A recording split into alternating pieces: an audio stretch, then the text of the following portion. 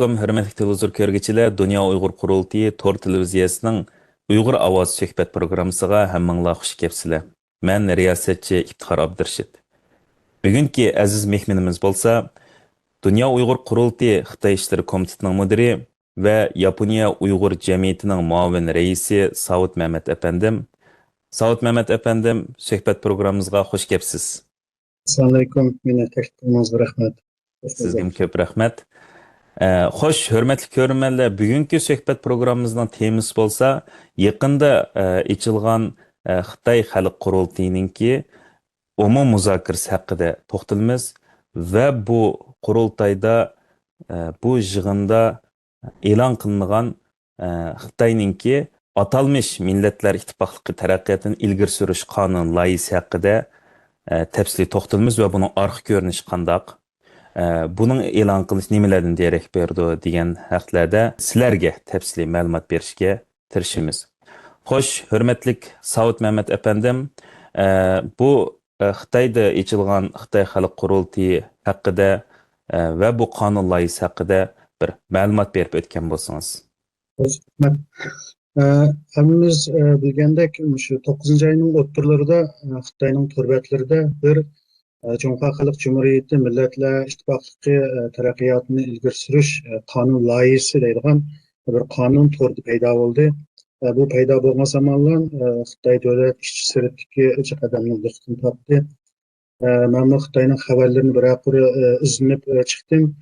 Bu qonun asli bu to'rga chiqarishdan burun, yana 2 hafta burun, yana 8-oyninki 29-kuni Xitoyninki siyosiy byuroninki bir yig'inda, yana shu Xi Jinping o'zi riyosatchilik qilgan yig'inda bu qonun muzokara qilingan. Eğer muzokara qilinib bo'lgandan keyin bir haftadan keyin yana 9-oyninki 8-kuni bu qonun Xitoyninki Xalq Qurultayiga topshirilgan. Xalq Qurultayi hamda bu qonunni chiqarishninki bir jarayoni bo'lish sifatida bu qonunni 9-oyninki, agar xatolashmasam 29-oyning 20 atrofida bu qonunni to'g'ri e'lon qildi.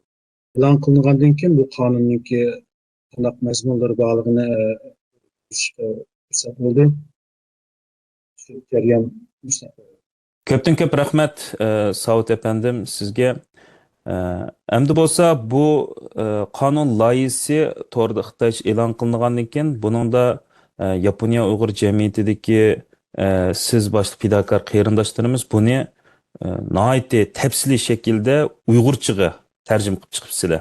Uni qurultay bilan o'rtoqlashdinglar, Dunyo Uyg'ur Qurultayi bilan. Buningda qaraygan bo'lsak 7 bobdan tarkib topganki, şu bu qonun loyihasini sizlar tarjima qilib chiqqanki, buning ichidagi barliq mazmunlardan to'liq xabardorsizlar. Bularninki mazmun haqida o'rtoqlashib o'tgan bo'lsangiz. Shu siz degandek bu qonun Xitoyning turbatlarida Xitoycha e'lon qilingan. Biz buni qonun Xitoychisini o'qigandan keyin Uyg'urcha tarjima qilishni zarurligini his qilib, buni Uyg'urcha tarjima qilib o'rtoqlashdik. Xitoychisi e'lon qilingan qonunda jami 19 bet, yana 62 modda, Xitoycha xatda 8700 xatdan iborat bir qonun bu. Bunu hamda hamma modellarini bir eslab o'tishga vaqt yetmaydi. Men ham bir muhim bir necha o'zim diqqat qilgan bir necha nuqtani tushuntirib deb o'yladim. Birinchisi bo'lsa, bu qonunninki 14-moddada bundaq deb yozilgan har darajalik xalq hukumati ommaviy asla binokorlik loyihasi, manzira rayonlar, yana nom atash va ommaviy faoliyatlar jihatda Junxo madaniyat belgisi va Junxo millati obrazini ifodalash va namoyon qilishni ilhomlantirdi va sandirdi deb yozilgan. Bu hamda bu modda qaraydigan bo'lsak, umumyuzlik o'rtaq qo'llaniladigan davlat tili va shu Xitoy tilini umumlashtirdi. Buningda shu maktab yoshiga yetmagan bolalar bu Xitoy tilini o'rganish kerak va majbur ma'rifni tugatgan bolalar bo'lsa Xitoy tili yoziqni nimasi bor, belgisi bor. Biz bilgandek burun Xitoy hukumati bu Amerika'ningki hozir davlat ishlari kotibi Rubio efendim Uyg'urlarga yordam qildi degan shu nim bilan jazo yurgizgan bo'ldi va burun Amerikaning diniy erkinlik komitetining raisi Nuriy Turkalning jazo yurgizgan ahvollar bo'lgan. Burun hamda Xitoy hamda boshqa shaklda jazo yurgizgan bo'lsa, bundan keyin mush qonun bo'yicha qilmichi qadamlarni mayli Uyg'ur bo'lsin, Uyg'ur bo'lmasin, Xitoy hukumatining nazarda Xitoyga bir dushman buzg'unchilik soldi deb tunagan bo'lsa, mush qonun bo'yicha jazo yurgizilaydi deb o'ylayman. Rahmat, siz yuqorida deb o'tganingizdek Xitoyninki garchi o'zlari amal qilmagan bo'lsa-mu, e'lon qilgan qog'oz ustidagi atalmish avtonom rayon qonunlarida bo'lsa, har qaysi millatlarninki o'z tilida ma'rif ko'rish haqqining borlig'ini degandingiz. Va 2000 yillardan boshlaridan boshlab, qo'sh tillik ma'rifi ostida bu nimani sistemalik shaklda yo'qotishga urinib kelgan Xitoy hukumati. Ve bu ahırki basqıçlar kelgan vaqtda bo'libmi 2017 yilda keng ko'lamli qirg'inchilik boshlangandan keyin buni Xitoy hech qanday shaklda bir yushirish ehtiyojini tuymasdan bir assimilyatsiya siyosatini xalq olam oldida tatbiqlab kelmoqda. Endi buningga qarab Dunyo Uyg'ur qurultiyi Xitoy ishlar komitetininki bir plani bormi? Strategiya yo'linglar qandaq? Ma'qul. Bu qonunning hamda bundaq bir necha alayidligi bor deb o'ylayman. Biz mush alayidliklarni qonunning mazmunlarini ichiga olgan asosda bu qonunning keng doirada chet el matbuotlari bo'lsin, tadqiqotchilar bo'lsin, o'rtoq qilishimiz muhim deb o'ylayman. Bundaq hamda bir necha alayidliklar bor. Bu qonunda biz abay deb o'tgandek Xitoyda bir avtonom rayon qonuni bor. Bu yeni tuzilgan bu qonun loyihasida avtonom rayon qonunisi bir qatim tilga ilinmagan. Amaliyotda bu Xitoyninki milliy siyosatninki bir eng muhim bir qonun, avtonom rayon qonuni. Bu yeni tuzilgan qonunda bir qatim tilga ilinmagan. Aksicha Cumhur millati degan so'z. Bizni baksam 82 qatim ilingan qonun. Cumhur millati degan so'z 82 qatim ilingan. Xitoy hukumati burundan tartib shu Cumhur millatini shundoq qattiq targ'ib qilganmi desak, undami emas. Masalan, Xitoy hukumati qurilgan vaqtlarda 1949-yili shu qurilishning oldida bir er millatlarni chaqirib bir siyosiy yig'in ochganki, biz bilgandek Seyfiddin Azizlar bu yig'inga qatnashgan. Bu yig'inninki mazmunini xuloslagan bir hukumatniki situati Xitoycha Gongtung deydi. Uyg'urcha qanday tarjima qildi bilmadim endi. O'rtaq prinsipdan ya o'rtaq Gongtung deydi. Buningda Xitoyninki vaqtli qonun deb qaraldi bu hujjatni, vaqtli davlat qonuni deb. Buningda Cumhur millati degan so'z bir qatim ilinmagan. Ve necha yildan keyin yana 1954-yili Xitoyning tunji Xitoy davlat qonuni bekitilgan. Bu davlat qonunida Cumhur millati degan so'z yo'q. Ve ikki yildan keyin Kommunist partiyaninki o'zininki Kommunist partiyaninki qonun nizomnomasi bekitilgan. Hatto bu Kommunist partiyaninki nizomnomasida Cumhur millat degan so'z bir qatim yo'q. Bu Cumhur millat degan so'z boya faqat bir yerdan bor, u bo'lsa-mu Xitoyninki davlat naqshisi. Yiyong Jinjing shuncha deydigan. Davlat naqshisida bir qatimlan Cumhur millati deydigan so'z bir qatimlan chiqadi. Shu boshqa yerlarda bu Cumhur millati deydigan so'zlar yo'q, chiqmaydi. Xitoy davlati yangi davlat qurgan vaqtda, bu yangi Jungoni qurgan vaqtda atalmish yangi Jungo Cunha milletini undaq qattiq tarkib qilib, bu Cunha boshqa millatlar, Xitoy bo'lmagan millatlarni Xitoy millatiga assimilyatsiya qilamiz degan bundaq yo'llarni vaqtida o'tirib qo'ymagan. Aksicha Xitoy hukumati Gomindanglar, Jiang Jiechi Gomindanglarni tanqid qilib, o'zininki kommunistniki bu milliy siyosatniki ilg'orligini, hamma millatlarniki huquqini e'tirof qilganligini sap kelgan. Ammo Xitoy davlatiniki hukumatniki hujjatlar qaraydigan bo'lsak, tunji bu Cunha millati degan so'zni ishlatish boshlangan vaqti 1987-yil. Yana 13-chi qatimliq xalq qurultayiniki dokladida bu Cunha millati degan so'z 3 qatim chiqdi bu yerda. Xi Jinpingning davriga kelgandan keyin bu Cunha millati degan so'z jiq ishlatilgan, ko'p qo'llanilgan bo'lib kelyotdi. Biz bilgandek 2013-yili Xi Jinping hukumati rasmiy tarqib chiqqan vaqtida bu Xi Jinping o'zi Cunha xalqininki buyuk gullanishi va Jungoninki orzusi degandek shunday so'zlarni o'tirib chiqqan. Shundan keyin 2018-yili Xitoy o'zining qonunini bir qatim o'zgartdi, davlat qonuni. Bu davlat qonunida 54-yili yozilmagan Cunha millati degan so'z bu 2018-yili Xitoy qonuniga kirgizildi va undan keyin 2019-yilmi yana bu Cunha millatininki o'rtaq gavdasini kuchlantirish degandek bu hukumatning hujjatlari chiqildi.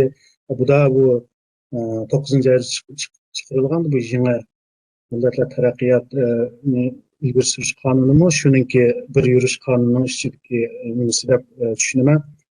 Shunga bu Xitoyninki bu yangi qonunninki o'tirib qo'yilishi bu Xitoyninki milliy siyosatninki bir cho'ng burilishi, bir o'zgarishi deb o'ylayman. Bu bir nuqta. Yana bir so'rsa bu qonunni chiqarishdan burun Xitoy hukumati bir ko'z tutish uchun bir jamoat fikrini to'playmiz deb to'g'ri chiqargan bo'ldi. Hammamiz bilamiz bu Xitoyda Xitoy hukumati, Xitoy kommunist hukumatiga qarshi bir fikrni oson u yerga o'tirib qo'ya oladigan bir muhit yo'q. 2020-yillarda ishki Mo'ng'ul tilini amaldan qoldirgan vaqtda, shu vaqtda Mo'ng'ulninki bosh Mo'ng'ul avtonom rayoninki Mo'ng'ul millatidan bo'lgan bosh vazir bo'layman. U odam buni qarshi bildirgan keyin u odam tushiryapti vazifadan. Shunga Xitoyda buni qarshi bildiradigan bir fikrlarni o'tirib qo'ya oladigan bir muhit yo'q. Bizniki vatanga kelsakmi bu atalmish Xinjiang avtonom rayoniniki qo'choq raislarimi buni qarshi bir fikrni o'tirib qo'ya olmaydi. Bu qarshi fikr bo'ldi degan holatdami Xitoy hukumati uni qabul qilamdi, qilmamdi, u o'zininki ixtiyoriy, shunga ularmi buni cho'qim qabul qildigan unda majburiyati yo'q. Shunga bu faqatla sirtqi ko'z tutish uchun biz o'zimiz xohlagancha o'ylagan bo'yicha bekitib olmadik, shu xalqlarniki fikrini qabul qilib bekitdik deb degan ko'rsatmoqchi deb tushunaman. Shunday nuqtalarni keng doirada her sahanınki matbuatlar olsun, tadqiqotlar olsun, o'rtoqlashimizniki zarurlik bor deb o'ylayman. Xitoyninki bu yangi qonunga qarta biz dunyo qurultayiniki Xitoy ishlar bilimi bo'lish suhbatimiz bilan bundan keyin oldindan bir muhokama yig'in o'rnashtirmoqchi. Bu yig'inda tadqiqotchilar, matbuot xodimlari va shu tajriba shaxslarni taklif qilib Xitoyninki bu ismida bor, jismida yo'q avtonom rayoning siyosati va bundan keyin yangi bir burilish bo'layotgan bu yangi milliy siyosatlari ostida Uyg'urlarniki huquqlari qanday bir dafsanlik qilayotganligi, buni qo'g'dash uchun qo'limizdan qanday ishlarni bo'lganligini bir muhokama yig'in chaqirishni o'ylashyapmiz va undan sirt bu uchur chiqayotgan uchurlarni biz bilan munosabati bor tashkilotlar olsun, matbuotlar olsun o'rtoqlashib eng yangi uchurlar bilan ta'minlashni o'ylashyapmiz. Endi Savut efendim, yeni bir sualım bolsa, Xitoy endi bu qonunni men iboyim deb o'tgandek o'zgartib, shakli o'zgargan shaklda olsun mush shaklgacha keldi hozirgacha. Buningki mushunda bir vaqtda Xitoyning bunda bir qonun chiqarishlik sabab nima? Va buningki bu qonunning ta'siri Xitoyning ichi va sirtiga qanday shaklda ta'sir bo'ldi? Rahmat. En oddiylashib so'zlagan vaqtda Xitoyninki bu qonunni chiqarish maqsadidan yo'q.